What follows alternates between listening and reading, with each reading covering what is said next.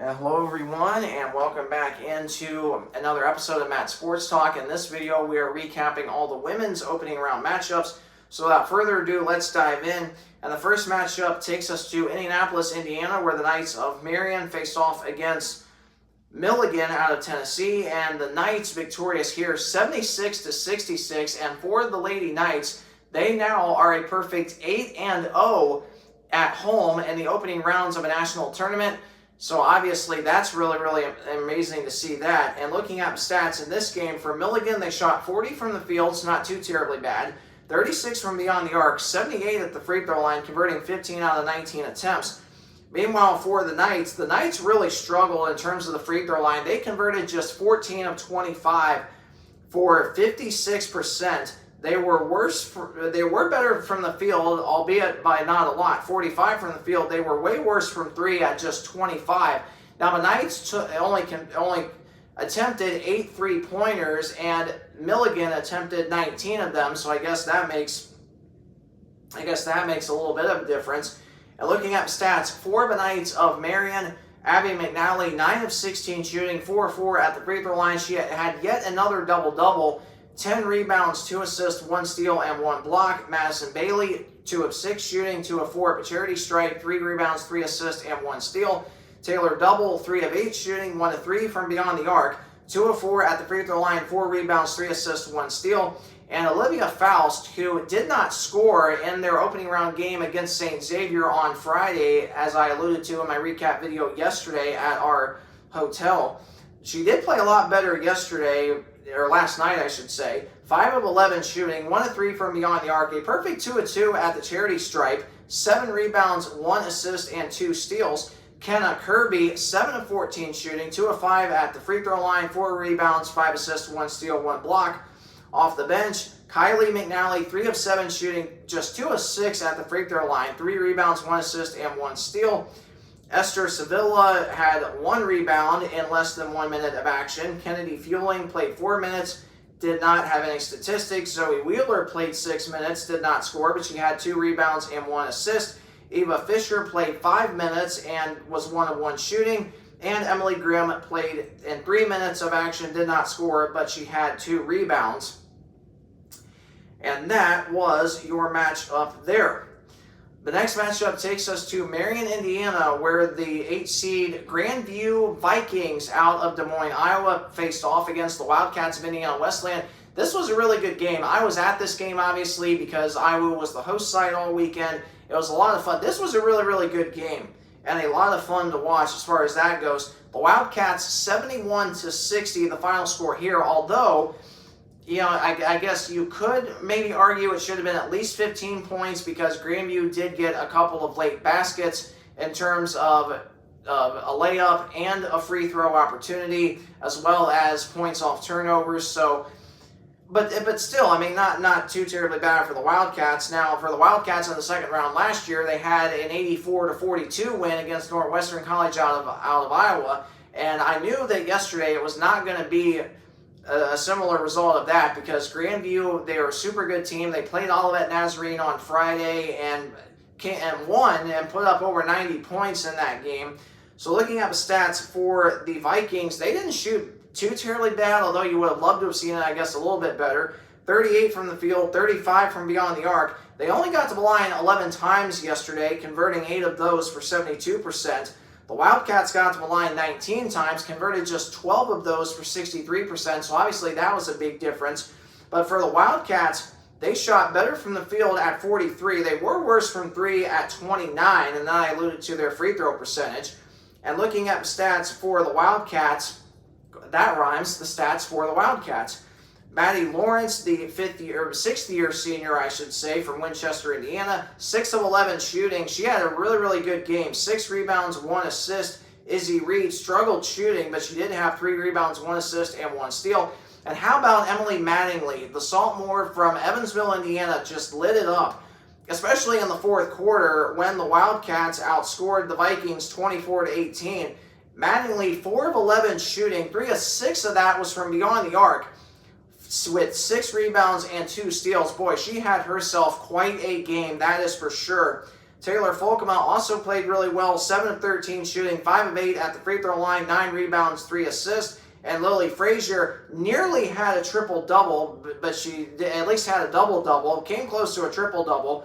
5 of 12 shooting, 5 of 8 at the line, 10 rebounds, 9 assists. She was 1 assist shy of a triple-double yesterday, so obviously really, really amazing to see that. 3 steals for Frazier as well, and if I did not mention in my video yesterday, she has passed Hall of Famer Julie Howarth, who played from 2007 to 2011, to be the all-time leader in steals in a career, and that is just absolutely amazing for Frazier. And I've seen her play at IWU from the very beginning, her freshman year, and I knew she would be a fabulous player for head coach Ethan Whaley, and boy, Frazier has done just that. And what a career she had, and a great way to end her career on her home floor with a double-double, and as well as she played. That was so well-deserving to see, and I'm so proud of her for that. And then off the bench for the Wildcats, Jade Nutley struggled shooting, but did have had 2 free throws, converted both of those. Did have a big triple, though, at one point in the third quarter that really helped swing the tide a little bit in the Wildcats' favor. She also had 5 rebounds, 1 assist. Tori Thompson played 14 minutes, did not score. She missed her only 1 shot, but she did have 1 rebound.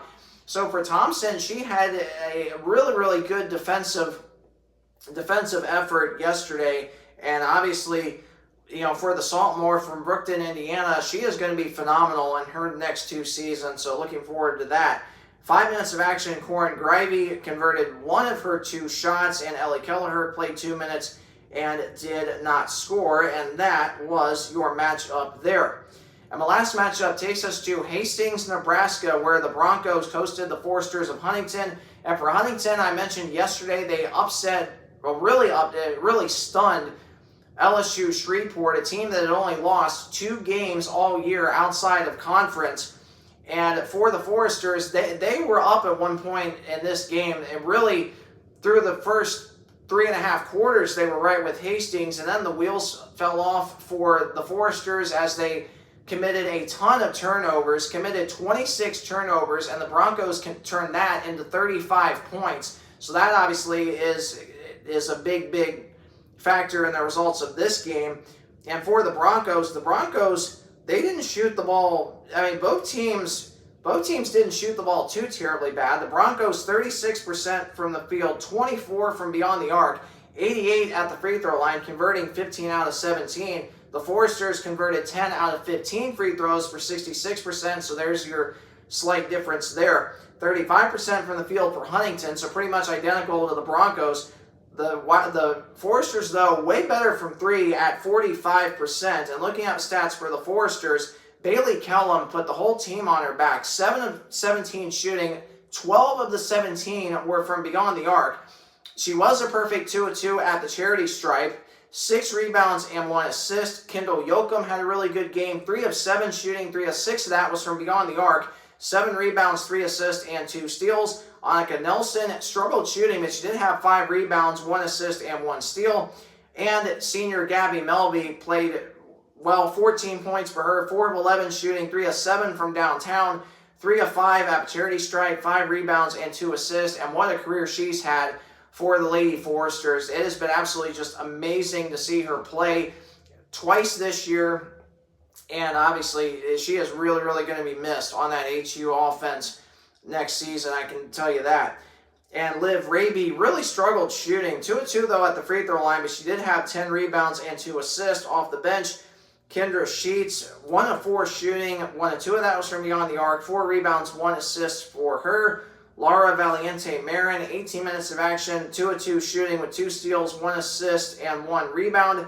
And Tegan Akers played less than 1 minute, did have 1 assist. And Lauren Merritt, the 6'4" freshman center, played in less than a minute. She missed both of her free throws, but she did have 3 rebounds, though, so obviously you'd love to see that. And Addie Shank, another freshman center, 1 of 3 shooting, 2 of 2 at the free throw line with 1 assist and 1 rebound, and that was your matchup there. And that wraps up the women's recap video for this episode. And looking ahead to the teams that are going to be playing in the Crossroads League, just Marion and Indiana Wesleyan remain.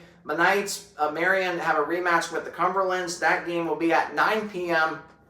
Eastern Time Thursday night. And the Wildcats face off against the Tigers of Georgetown. That game will be at 12 noon on Friday, 12 p.m. Eastern, 11 a.m. Central Time. And then looking real quick at all of the final standings for the teams that are no longer in it in terms of the Crossroads League. St. Francis ends their year 26-5. Spring Arbor ends their year 19-12. And Huntington ends their year at 18-13.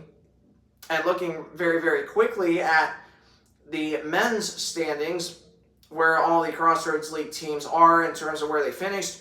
The Foresters of Huntington end their year 25-8. Spring Arbor ends their year 20-11. And Indiana Wesleyan ends their year 22-10. And the Cougars of St. Francis end their year at 18-13.